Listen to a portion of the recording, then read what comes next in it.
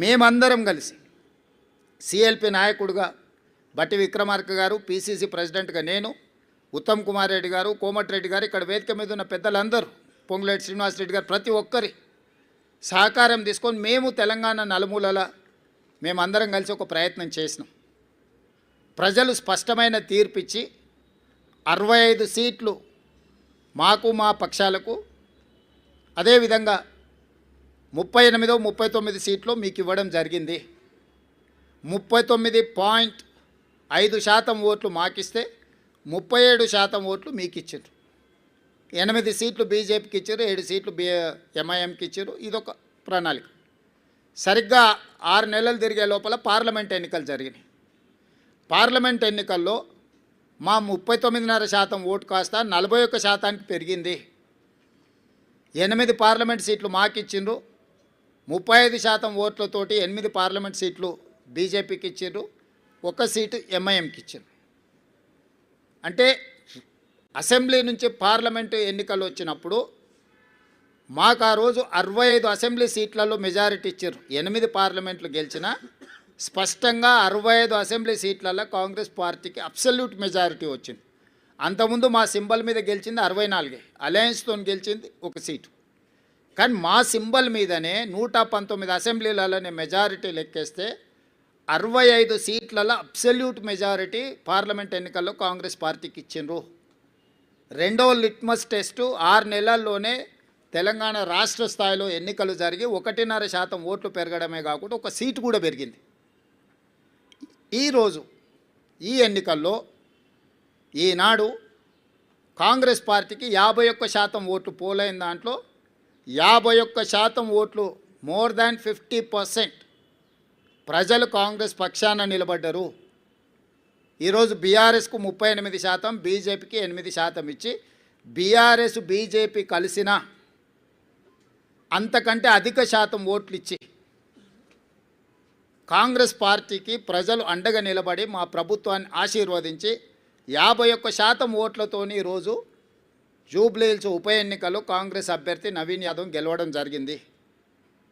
దీన్ని అర్థం చేసుకున్నాకైనా ప్రభుత్వం చేపడుతున్న అభివృద్ధి కార్యక్రమాలు, సంక్షేమ కార్యక్రమాలు కొనసాగుతున్నాయి. కొనసాగడానికి ఇంకా కొంత సమయం పడుతుంది, అమలు చేయడానికి సమయం పడుతుంది. ఆర్థిక పరిస్థితి ఏ విధంగా ఉందో వివరించడం, వీటన్నిటిని కూడా తీసుకొని ముందుకు వెళ్తున్నామని ప్రజలు ఒక అభిప్రాయానికి వచ్చి మాకు అవకాశం ఇస్తూ వస్తున్నారు. కాబట్టి ఇప్పుడు ప్రతిపక్షము కొంత సంవయనం పాటించాలి. అందుకే నేను హరీష్ రావు గారికి అసూయ తగ్గించుకోమని సూచన చేస్తున్నా. వారు శాసనసభలో ఆ కుర్చీలో కూర్చొని ఇటువైపు చూసే చూపులు చూస్తే నిజంగానే ఆ చూపులగిన శక్తి ఉంటే ఇక్కడ పక్కన మొత్తం మాడి మసైపోయి బూడిదైపోయి భూమిలో కలిసిపోయేటట్లాంటి ఇట్లా ఏమంటారు మొహమంతా పెంజరించుకొని ఇట్లా అంటే ఇట్లా రక్తమంతా మొహంలోకి తెచ్చుకొని కందిపోయినట్టు మొహం పెట్టుకొని ఇటు చూస్తుంటాడు. అది ప్రజలు గమనిస్తున్నారు. కేటీఆర్ గారు అహంకారం, అధికారం పోయినా ఈయన అసూయ పోలేదు, ఆయనకు అహంకారం పోలేదు. వీళ్ళిద్దరి నాయకత్వాన్ని ప్రజలు ఆమోదిస్తారని వీళ్ళు ఎట్లా భావిస్తున్నారో నాకు అర్థం కాలే. కాబట్టి నా సూచన, ఒక 2 సంవత్సరాలు ఓపిక పట్టండి. ఇంకా 3 ఏళ్ళు ఉంది జనరల్ ఎలక్షన్కి. చివరి సంవత్సరంలో రాజకీయాలు చేద్దాం. 2 సంవత్సరాలు సహకరించండి. ప్రతిపక్షంగా మీరు సూచన చేయండి, సమస్యల్ని లేవనెత్తండి, ప్రభుత్వానికి విజ్ఞప్తి చేయండి, అవసరం అనుకుంటే నిరసన తెలపండి, ధర్నా చేయండి. ప్రజా సమస్యల మీద మాకు అభ్యంతరం లేదు, మేము అనుమతులు ఇస్తున్నాము. చట్టసభలలో చర్చలు చేయండి, ప్రభుత్వాన్ని ప్రశ్నించండి. తప్పుడు ప్రచారము, నువ్వు డబ్బులు ఇచ్చి పెట్టుకున్న సోషల్ మీడియా నువ్వు చెప్పిందే రాస్తాడు, నువ్వు చెప్పిందే రాసి నువ్వే చదివిది నిజం అనుకొని భ్రమలకు లోనై ఫేక్ ప్రతిదీ నవీన్ యాదవ్ ఇట్లా మాట్లాడిండు, లేకపోతే బట్టి విక్రమార్క గారు ఆ విధంగా అన్నాడు.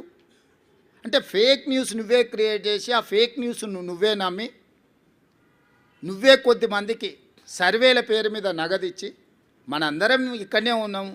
ప్రతి ఒక్కరికి ఇంకొకరు తెలిసిన వాళ్ళే ఉంటారు. నాకు ప్రత్యక్షంగా తెలియకపోతే అమర్ గారికి తెలుస్తుంది, ఆ సర్వే చేసిన ఆయన వెనకాల ఎవరున్నారు ఏమున్నారు అని. వారిని అడిగితే నాకు చెప్పడా, వారిని అడిగి నిన్న మొన్న జరిగిన సర్వేలు అన్నీ కూడా నేను మీట్ ది ప్రెస్ రోజు కూడా మీకు అందరికీ చెప్పిన. సరే వాళ్ళు ఎన్నికల్లో నెగ్గడానికి ఏదో ఇట్లాంటి ప్రయత్నాలు చేస్తారే, మీ విశ్వసనీయత పోగొట్టుకోకండి, వాటిని ప్రసారం చేసి అని చెప్పి ఛానల్స్ అండ్ పేపర్స్ కూడా నేను రిక్వెస్ట్ చేసిన. ఇప్పుడు నిజాలు తెలిసినాయి కదా, నేను ఆ రోజు కూడా చెప్పిన. నేను ఈరోజు ప్రత్యేకంగా ప్రెస్ మీట్ పెట్టడానికి మీకోసమే, మీట్ ది ప్రెస్ రోజు నేను చెప్పిన బీఆర్ఎస్ ఓడుతుంది, బీజేపీ డిపాజిట్ జప్తు అవుతుందని ఆ రోజు చెప్పిన. మీరు అడిగితే అవునా, ఎగ్జాక్ట్గా అదే జరిగింది కదా. కానీ ఈ లోపల సరే సర్వే వల్ల నేను తప్పుపట్టను, వాళ్ళ జీవనాధారం ఇది వచ్చినప్పుడే వాళ్ళకు ఉపాధి, మళ్ళీ నెక్స్ట్ ఎన్నికలు వచ్చేటప్పటి వరకు వాళ్ళు వాళ్ళ లైఫ్లో వాళ్ళ కంఫర్ట్స్తో ఉండాలంటే ఏదో ఒకటి. కానీ మీ క్రెడిబిలిటీ పోయిన తర్వాత మీ సంస్థనే మిగలదు. పెయిడ్ ఆర్టికల్స్ కోసము, పెయిడ్ న్యూస్ టెలికాస్ట్ కోసము సంస్థలు కూడా వ్యాపార దృక్పథంతో ఇట్లాంటి తప్పుడు ప్రచారాలు చేస్తే, ఆ తప్పుడు ప్రచారాలు కొద్ది రోజుల్లో తేటతెల్లమైనప్పుడు వచ్చే సమస్యలను కూడా మీడియా సంస్థలు దృష్టిలో పెట్టుకోవాలి.